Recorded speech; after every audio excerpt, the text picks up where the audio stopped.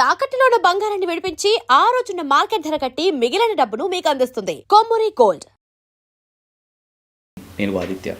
సొసైటీలో ఆడ మగకున్నటువంటి వాల్యూ ట్రాన్స్ ఉమెన్స్కి లేదు అనేది ఎప్పటి నుంచో మనం చూస్తున్నటువంటి అంశం. వాళ్ళు కూడా వాళ్ళ హక్కుల కోసం పోరాడుతున్నటువంటి తీరు మనం చూసాం. కానీ అసలు ట్రాన్స్ ఉమెన్స్కి సొసైటీలో ఎందుకంత చిన్న చూపు, అసలు వాళ్ళు మెన్ టు ఉమెన్గా ఎలా మారుతారు, ఇలాంటి ఎన్నో అంశాల గురించి తెలుసుకునే ప్రయత్నం చేద్దాం. సో ప్రస్తుతానికి మనతో పాటు స్టూడియోలో ఉన్నారు fitness trainer and motivational speaker Lakshminarayana గారు. సార్తో మాట్లాడి మరి విషయాలు తెలుసుకుందాం. నమస్తే అండి. నమస్తే అండి. సొసైటీలో ఆడవాళ్ళకు ఒక రికగ్నైజేషన్ ఉంది, మగవాళ్ళకి ఇంకో రికగ్నైజేషన్ ఉంది. బట్ ట్రాన్స్ ఉమెన్స్కి మాత్రానికి అంత రికగ్నైజేషన్ లేదు. వాళ్ళ హక్కుల కోసం వాళ్ళు కూడా పోరాడుతున్నటువంటి తీరు మనం చూసాం. ఈ మధ్యకాలంలో మీరు కూడా ట్రాన్స్జెండర్స్ గురించి ఒక వీడియో చేశారు. చాలా మంచి పాజిటివ్ రెస్పాన్స్ వచ్చింది. సో అసలు ట్రాన్స్ ఉమెన్గా ఎలా మారుతారు అండ్ మీకు ఆ వీడియో ఎందుకు చేయాలనిపించింది? మంచి క్వశ్చన్ అండి. నాకు యాక్చువల్గా ట్రాన్స్ ఉమెన్ మీద వీడియో చేసే ఉద్దేశం లేదు.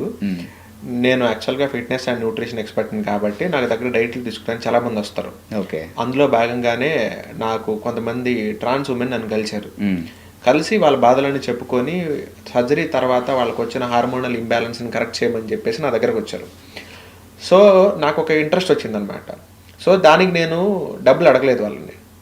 యూజువల్గా క్లయింట్స్ దగ్గర డబ్బులు తీసుకుంటాం కదండి, కానీ నేను వీళ్ళ దగ్గర డబ్బులు తీసుకోకుండా ఇన్ఫర్మేషన్ ఎక్స్చేంజ్ ఆఫర్ పెట్టాను. అంటే ఏంటి అంటే, నేను మీకు ఫ్రీగా మీ ట్రాన్స్ఫర్మేషన్ చేసి పెడతాను. మీకు వచ్చిన హార్మోనల్ ఇంబ్యాలెన్స్ నేను పోగొడతాను. మీరు వెయిట్ లాస్ అవ్వడానికి నేను మీకు డైట్ ఇస్తాను. మనకి ఏదైనా ఎక్సర్సైజెస్ ఏదైనా చేయాలనుకున్నా కానీ నేను మీకు సపోర్ట్ చేస్తాను. బట్ బదులుగా మీరు నాకు ఏమి ఇవ్వాలి అంటే, మీ లైఫ్ స్టైల్ గురించి నాకు చెప్పండి. మీ సర్జరీలు ఎలా జరిగినాయి నాకు చెప్పండి. ఎక్కడ చేయించుకున్నారో చెప్పండి. ఏ టాబ్లెట్లు వాడారు చెప్పండి. మీ కమ్యూనిటీలు ఎలా వర్క్ అవుతాయి చెప్పండి. అసలు మీరు పొద్దున్న లేచిన దగ్గర నుంచి ఏ పనులు చేస్తారు చెప్పండి అని నేను అడిగాను. ఒకళ్ళ దగ్గర ఇన్ఫర్మేషన్ అడిగితే యాక్యురేట్గా రాదు కదండి. సో మల్టిపుల్ పీపుల్స్ని అడిగాను నేను. అందరి దగ్గర ఇన్ఫర్మేషన్ తీసుకొని అందరు చెప్పే మెజారిటీ ఒక 70-80% యాక్యురేట్ ఇన్ఫర్మేషన్ తీసుకొని నాకు ఎందుకు అది వీడియో చేయాలనిపించింది. ఆ వీడియో చేస్తే సమాజంలో ఇప్పటిదాకా ట్రాన్స్జెండర్ మీద వాళ్ళ లైఫ్ స్టైల్ మీద ఎవరు వీడియో చేయలేదండి. ఫస్ట్ టైం ఐ థింక్ మనమే చేసినట్టున్నాం. సో అది అందరికీ తెలియాలి, వాళ్ళ మీద కూడా ఒక మంచి రెస్పెక్ట్ రావాలనే ఉద్దేశంతో నేను ఆ వీడియో చేయడం జరిగింది. ఆ వీడియోలో నేను అన్ని వాళ్ళ ట్రాన్స్ఫర్మేషన్ గురించి, వాళ్ళ సర్జరీ చేయడానికి కాస్ట్ల గురించి, వాళ్ళు ఏ టాబ్లెట్లు వాడారు, దాని తర్వాత సర్జరీ అయిన తర్వాత వాళ్ళకి హార్మోనల్ ఇంబ్యాలెన్స్ అసలు ఎందుకు వస్తున్నాయి, దాని గురించి చాలా డీటెయిల్గా ఎక్స్ప్లెయిన్ చేశాను. సో అంటే మీరు చేసినటువంటి వీడియోలో నేను చూశాను, ట్రాన్స్ ఉమెన్ సర్జరీ అనేది ఇప్పుడంటే చాలామంది కొంచెం ప్రొఫెషనల్స్ చేస్తున్నారు. గతంలో అన్ప్రొఫెషనల్ డాక్టర్సే చేశారు.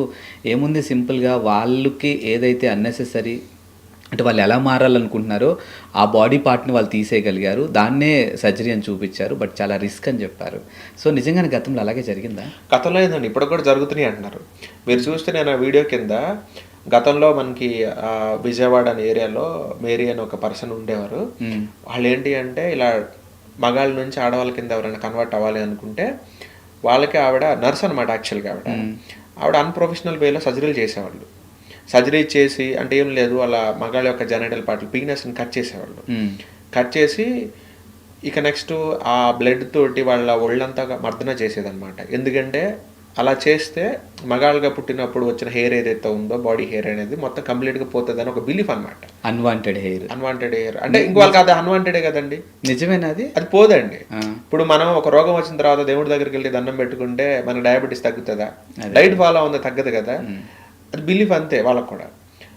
నిజంగా అలా పోయిన వాళ్ళు ఎవరు లేరు. ఓకే, జస్ట్ బిలీఫ్ అనమాట. సో అలా చేసేవాళ్ళు. అలా సర్జరీ ఫెయిల్ అయిపోయి, అది సర్జరీ అని కూడా అనకూడదు, ఒక రకంగా ఒక నరమేధం అని చెప్పాలి. అది కట్ చేసి ఆ బ్లడ్ అంతా తీసుకొని బాడీ అంతా పూసి, ఎటువంటి ప్రొఫెషనల్ ఎక్స్పర్ట్స్ అక్కడ లేరు. ఏదో ఒక జస్ట్ నర్స్ అండి. నర్స్కి ఏం తెలుసు అండి ఆ సర్జరీ చేయడానికి? ఒక జెనైటల్ పార్ట్ కోసే అంత నాలెడ్జ్ వాళ్ళకి ఉంటుందా? కోసేసి వాళ్ళకి ఇచ్చేసి ఇంకా ఈ పార్ట్ తోటి మీకు రేపటి నుంచి పని లేదు అని చెప్పేస్తే అది పని కాదు కదా. సో అందుకని వాళ్ళు చనిపోయిన వాళ్ళు చాలామంది ఉన్నారు. అప్పట్లో గవర్నమెంట్కి తెలిసి వాళ్ళ మీద యాక్షన్ తీసుకుంటే అండర్ కవర్లోకి వెళ్ళిపోయి, దాని తర్వాత మళ్ళీ వాళ్ళ మీద ఫోకస్ ఎప్పుడైతే తగ్గిందో మళ్ళీ వాళ్ళు వచ్చారనమాట మార్కెట్లోకి. అప్పట్లో ఒక మేబీ ఒక 50,000 అరౌండ్ తీసుకునేవాళ్ళు. మేబీ ఇప్పుడు ప్రొఫెషనల్ సర్జరీస్ చాలా వచ్చేసినాయి. అండ్ ట్రాన్స్జెండర్లకు కూడా ఈ మధ్య డబ్బులు వస్తున్నాయి బాగా. అందుకని ఇప్పుడు ఆవిడ ఇప్పుడు మనకి ఢిల్లీ తీసుకున్నా కానీ, తమిళనాడు కానీ, హైదరాబాద్ కానీ, బెంగళూరులో మంచి మంచి హాస్పిటల్స్ ఉన్నాయి. మనకి వీళ్ళ దగ్గర చేయించుకుంటే ఏమైందంటే ఇంత ప్రొఫెషనల్ హాస్పిటల్లో చేయించుకుంటే ఒక 4 to 5 lakhs ఖర్చు అవుతుంది. సో బట్ 4 to 5 lakhs అయినా పర్లేదు, ప్రొఫెషనల్గా చేయించుకోవాలి, ఎందుకు ప్రాణాలు రిస్క్ అని చెప్పేసి చాలామంది డబ్బులు కూడబెట్టుకొని, కొంతమంది బెగ్గింగ్ చేసుకొని, కొంతమంది సెక్షువల్ వర్క్ చేసుకొని డబ్బులు కూడబెట్టుకొని మరీను అక్కడికి వెళ్ళి సర్జరీలు చేయించుకుంటున్నారు. సో అప్పుడు ఈవిడికి డిమాండ్ తగ్గిపోయింది కదా. సో అందుకని ఈవిడ ఏం చేసిందంటే కొంచెం కాస్ట్ తగ్గించి 50,000 నుంచి 35,000 రూపాయలు చేసినట్టున్నారు, నేను విన్నాను అది. బట్ స్టిల్ అండర్ గ్రౌండ్లో ఆవిడ ఆపరేషన్ అనేది చేస్తూనే ఉందని చెప్పేసి నేను విన్నాను. కానీ వెళ్తున్నటువంటి ట్రాన్స్ ఉమెన్స్ కన్నా తెలిసి ఉండాలి, ఎందుకంటే అది ప్రాణాలతో చెలగాటం. ఇప్పటికే దేవుడు అన్యాయం చేశాడని చాలా బాధపడుతూ ఉంటారు. సో మళ్ళీ ఏదన్నా జరగడానికి జరిగితే ఎంత పెయిన్ వాళ్ళకి, పాపం చూసుకోవడానికి కూడా ఎవరు ఉండరు, వాళ్ళని ఎవరు ఉండరు. కొంతమందికి ఏంటి అంటే 4-5 లక్షల రూపాయలు సర్జరీ చేసుకోవడానికి అంత డబ్బులు ఉండవు. ఎందుకంటే అంటే ఇప్పుడు ఓన్లీ సర్జరీ ఒక్కటి చేయించుకున్నది మాత్రమే కంప్లీట్గా అమ్మాయిలకు వాళ్ళు మేకప్ అవ్వలేరు, మారిపోలేరు. సర్జరీ చేయించుకుంటారండి, జెనైటల్ పార్ట్ పోతుంది అంతే. మళ్ళీ వాళ్ళకి ఒక అమ్మాయి కావాల్సిన బ్రెస్ట్ పార్ట్ అనేది ఎక్కడి నుంచి వస్తుంది వాళ్ళకి? సో దానికి కూడా సర్జరీ చేయించుకోవాలి. సరే బ్రెస్ట్ పార్ట్ ఎలాగో బ్రెస్ట్ ఆగ్మెంటేషన్ ట్రీట్మెంట్ చేయించుకుంటారు, వజన కోసమేమో వజనోప్లాస్టీ చేయించుకుంటారు, సిగ్మాయిడ్ కోలన్ వజనోప్లాస్టీ అంటారు, దాన్ని చేయించుకుంటారు. ఈ 2 పార్ట్లు బాగానే ఉన్నాయి. మరి ఫేస్ స్టిల్ ఇంకా వాళ్ళ అబ్బాయి లాగానే ఉంటుంది కదా. మరి దానికోసం ఏం చేయాలంటే ఫేస్ ఫెమినైజేషన్ ట్రీట్మెంట్ చేయించుకుంటారు. దానికి నోస్ కరెక్షన్ కానీ, లిప్ కరెక్షన్ కానీ, జా లైన్ కరెక్షన్ కానీ, ఐబ్రోస్ కరెక్షన్ కానీ ఇవన్నీ చేయించుకుంటారు. అండ్ హెయిర్ ట్రాన్స్ప్లాంటేషన్ కానీ అన్నీ చేయించేసుకుంటారు. ఇలా కంప్లీట్గా చేయించుకున్న తర్వాత మాత్రమే ఒక అబ్బాయి కంప్లీట్గా అమ్మాయి లుక్ వస్తుంది. మీరు ఇంకా చాలామందిని చూస్తారు, రోడ్డు మీద చూస్తే వాళ్ళు చీరలు కట్టుకుని ఉంటారు, కానీ వాళ్ళ మొగంలో అబ్బాయిల ఫేస్ కట్స్ ఇంకా కనపడుతూనే ఉంటాయి. బాడీ లాంగ్వేజ్ కనపడుతూనే ఉంటుంది మనకి, ఇంకా అబ్బాయిలానే ఉంటారు ఫేస్ చూస్తే. ఎందుకు మరి వీళ్ళు ఫేస్ ఫెమినైజేషన్ ట్రీట్మెంట్లు ఇలాంటివన్నీ చేయించుకోలేదు, ఎందుకంటే డబ్బులు లేవు వాళ్ళ దగ్గర. ఓకే, వాళ్ళు ఏ రోజుకి ఆ రోజు వాళ్ళకి వస్తున్న డబ్బులు ఏదైతే ఒక షాప్ దగ్గరికి వెళ్తారండి, ఒక 5-10 ఇచ్చి పంపించేస్తారు. సో ఈ డబ్బులు 4-5 లక్షల రూపాయలు వాళ్ళకి ఎప్పుడు కావాలి? అవ్వవు. అందుకని వాళ్ళు ఏం చేస్తారంటే ఆ రోజు సంపాదించుకున్న డబ్బులతో తింటారు వాళ్ళు, అంతే. సర్జరీ కోసం వాళ్ళు ఎప్పటికీ డబ్బులు దాచిపెట్టలేరు వాళ్ళు. అందుకని వాళ్ళు ఏం చేస్తారంటే మెయిన్ సర్జరీ చేయించేసుకొని ఇంకా ఫేస్కి సంబంధించిన ట్రీట్మెంట్, బ్రెస్ట్కి సంబంధించిన ట్రీట్మెంట్లు అవి చేయించుకోరు అనమాట, వదిలేస్తారు వాళ్ళని. కొంతమంది ప్రొఫెషనల్గా ఏం చేస్తారంటే మీడియా ఫీల్డ్లో ఉన్న వాళ్ళు ఉన్నారు, కొంతమంది డాక్టర్లు ఉన్నారు, నాకు తెలిసిన మోడల్స్ ఉన్నారు, కొంతమంది లా చదివే స్టూడెంట్స్ ఉన్నారు. వీళ్ళందరూ ఏంటి అంటే వాళ్ళ దగ్గర డబ్బులు ఉంటాయి, సో వాళ్ళు ఎక్కడ తగ్గరు అనమాట. టాప్ టు బాటమ్ కంప్లీట్గా ఎన్ని సర్జరీస్ అయితే ఉన్నాయో అన్నీ చేయించేసుకుంటారు. ఈవెన్ అప్పట్లో మనకి పటాయి లాంటి ఏరియా కనుక అటు బ్యాంకాక్ అటు సైడ్ కనుక వెళ్తే చాలామంది అక్కడ మసాజ్ చేసేవాళ్ళు ఉంటారు. మొత్తం అంతా కూడా వాళ్ళు లేడీస్ అనుకొని మనం మసాజ్ చేయించుకోవడానికి వెళ్తాం. మొత్తం అయిన తర్వాత తెలిసింది ఏంటంటే వాళ్ళ అబ్బాయి మనకి చేసిందని. అంత పర్ఫెక్ట్గా ఉంటారనమాట వాళ్ళు. ట్రాన్స్ ఉమెన్ వాళ్ళు నీకు వాళ్ళు అమ్మాయి అని చెప్పరు అనమాట. ఐ మీన్ వాళ్ళు మనకి నేను అబ్బాయిని ఇంతకుముందు అమ్మాయి కింద కన్వర్ట్ అయ్యారనే విషయం నీకు చెప్పరు. అమ్మాయి అనే నువ్వు నమ్ముతావు, వాళ్ళు నిన్ను నమ్మిస్తారు. వాళ్ళు వాయిస్ వోకల్ థెరపీ కూడా చేంజ్ చేసుకుంటారు, వాళ్ళ మాటలు కూడా అమ్మాయిలాగానే ఉంటాయి. సో మీరు వాళ్ళు కనిపెట్టలేరు. ఇంతకు ముందు మనకి ఈ మగాళ్ళకి ఇక్కడ ఈ పీక ఏరియా ఏదైతే ఉందో కొంచెం ఎత్తుగా ఉంటుంది అనమాట. సర్జరీ చేయించుకున్నా కానీ స్టిల్ ఆడవాళ్ళకి ఇది ఎక్కువగా ఉంటుంది. మీరు చూడండి, ఆడవాళ్ళకి ఇది మనకున్నట్టు ఈ పీక ఇంత ఎత్తుగా ఉండదు. ఈ ఒక్క క్వాలిటీని పట్టుకొని వాళ్ళు సర్జరీ చేయించుకున్నా కానీ నువ్వు అబ్బాయివే ఇంతకు ముందని కనిపెట్టేవాళ్ళు. ఇప్పుడు దీనికి కూడా సర్జరీలు చేస్తున్నారు, ఇంకా కనిపెట్టే ఛాన్స్ లేదు. వాళ్ళందరూ వాళ్ళు మీ దగ్గరకు వచ్చి నేను ట్రాన్స్ ఉమెన్ అని చెప్పేదాకా మీరు కనిపెట్టలేరు. ఇంకొక పాటలు ఎక్కడ కనిపెట్టచ్చు అంటే ఆడవాళ్ళకి ట్రాన్స్ ఉమెన్కి ఆడవాళ్ళకి గర్భసంచి ఉంటుంది, ట్రాన్స్ ఉమెన్కి ఉండదు, వాళ్ళ పిల్లలకి కనలేరు. ఈ ఒక్క విషయంలో తప్ప మీరు వాళ్ళని ట్రాన్స్ ఉమెన్ అని కనిపెట్టడం ఇంపాసిబుల్.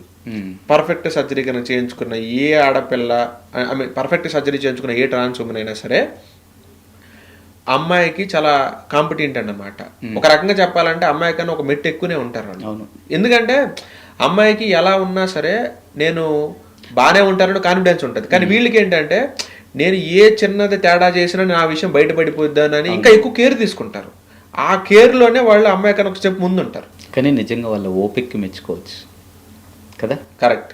ఎందుకంటే ఆడవాళ్ళకంటే బాగా రెడీ అవుతారు, తమని తాము కంప్లీట్ ఆడపిల్ల అని చూపించుకోవడం కోసం ఎన్ని రిస్కులు చేయాలో అన్ని రిస్కులు చేస్తారు. మీరు అన్నట్టు సర్జరీలకు వెళ్తారు, అది చాలా రిస్క్తో కూడుకున్న పని. అండ్ ఇంకోటి ఏంటి అంటే వాళ్ళు 30 years వాళ్ళు చిన్న ఏజ్లో కనుక ఈ ట్రాన్స్ఫర్మేషన్ చేయించుకుంటే వాళ్ళు మీరు అసలు కనిపెట్టలేరండి. ఎందుకంటే అప్పుడు బోన్స్ ఇంకా అంత స్ట్రాంగ్గా ఫామ్ అవ్వవు. అవును. సో 14-13 ఏళ్ల వయసులో కనుక ఇలాంటి సర్జరీలు చేయించుకున్నప్పుడు వాళ్ళని మీరు అసలు కనిపెట్టలేరు, వీళ్ళు ట్రాన్స్ ఉమెనా వీళ్ళని. ఓకే. కాకుండా కొంతమందికి ఏంటంటే 30 years వచ్చిన దాకా ఆ ఫీలింగ్స్ అన్ని దాచిపెట్టుకొని అప్పుడు కన్వర్ట్ అవ్వాలనుకుంటారు. అవును. వాళ్ళకి సర్జరీ చేసిన ఒక 80% సక్సెస్ అవుతుంది కానీ 20% స్టిల్ వాళ్ళలో మగ లక్షణాలు కనపడతా ఉంటాయి. ఓకే. చిన్న వయసులో చేయించుకుంటే మాత్రం మిమ్మల్ని కనిపెట్టలేరు అనమాట. బట్ ఈ చేంజ్ కానీ వాళ్ళకి 30 ఏళ్ల నుంచి ఉన్నది ఏంటి అంటే మేల్ మెమరీ, వాళ్ళ బాడీ అంతా మేల్ అనమాట. సర్జరీ చేయించుకొని సడన్గా నేను అమ్మాయి కింద మారాను, ఇప్పుడు నన్ను అమ్మాయి అని నువ్వు ట్రీట్ చేయని చెప్పేస్తే అది బ్రెయిన్ ఒప్పుకోదనమాట. సో బట్ వీళ్ళు వాడే టాబ్లెట్లు ఏమో ఈస్ట్రోజన్ టాబ్లెట్లు, లేడీస్ హార్మోన్కి సంబంధించినవి. బట్ వాళ్ళకున్న మెమరీ ఏమో మేల్ మెమరీ ఇంతకుముందు. ఈ టాబ్లెట్ల ఈస్ట్రోజను మెమరీస్ ఏమో మేల్వి, రెండింటికి ఎక్కడ సింక్ కాక బాడీకి అర్థం కాక హార్మోనల్ ఇంబ్యాలెన్స్ విపరీతంగా వస్తాయి. అందుకే సర్జరీ చేయించుకున్న ఏ ట్రాన్స్జెండర్ అయినా మీరు అడగండి, ట్రాన్స్ ఉమెన్ అని మీరు అడగండి, ఎలా ఉంది నీ పరిస్థితి అంటే చాలా ఘోరంగా ఉంది, స్టిల్ ఇంకా పెయిన్ వస్తూ ఉంది, ఆ కుట్లు ఇంకా పచ్చిగానే ఉన్నాయి, సొసైటీలో మమ్మల్ని చిన్న చూపు ఇంకా చూస్తూనే ఉన్నారు, ఈ పెయిన్ కాకుండా ఈ చిన్న చూపు ఒకటి మళ్ళీ ప్లస్ మమ్మల్ని జిమ్లకు కూడా రానిరు. ఇప్పుడు జిమ్లో ట్రాన్స్జెండర్ వచ్చారనుకోండి, ఎవరు చేస్తారు చెప్పండి వాళ్ళ పక్కన వర్కౌట్? సగం మంది వెళ్ళిపోతారు. సో ఇదొకటి ఇంపాక్ట్ కూడా వాళ్ళకు ఉంది.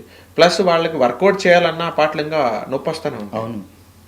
మనం ఏదో సర్జరీ చేసాం అయిపోయింది అనుకుంటాం, కాదండి. వాళ్ళకి 10 ఏళ్ల తర్వాత కూడా అడిగితే స్టిల్ ఇంకా పెయిన్ ఉందని చెప్తారు వాళ్ళు. మన కుట్లు బయటకు కనపడవు కానండి, స్టిల్ ఆ ప్యాచ్ వర్క్ ఎప్పుడు ప్యాచ్ వర్కే, అది ఎప్పటికి తెలుస్తూనే ఉంటుంది. సో అండ్ ఆ హార్మోనల్ ఇంబ్యాలెన్స్ వల్ల వాళ్ళు వెయిట్ విపరీతంగా పెరిగిపోతారు. అండ్ వాళ్ళు ఆ వెయిట్ పెరగకుండా ఉండాలని చెప్తే ఒకవేళ ట్యాబ్లెట్లు ఆపేశారనుకోండి, మగ లక్షణాలు బయటకు వస్తూ ఉంటాయి. మళ్ళీ మగ లక్షణాలు బయటకు రాకుండా ఉండాలి అంటే ట్యాబ్లెట్లు వేస్తూ ఉండాలి. ట్యాబ్లెట్లు వేస్తూ ఉన్నారనుకోండి వెయిట్ పెరుగుతూ ఉంటారు. ఈ లూప్ను ఎలా హ్యాండిల్ చేయాలనేది చాలామందికి చాలా కష్టం అనమాట. సో అందుకనే ఈ లూప్ని బ్రేక్ చేయడం కోసం చాలామంది నా దగ్గరకు వచ్చారు.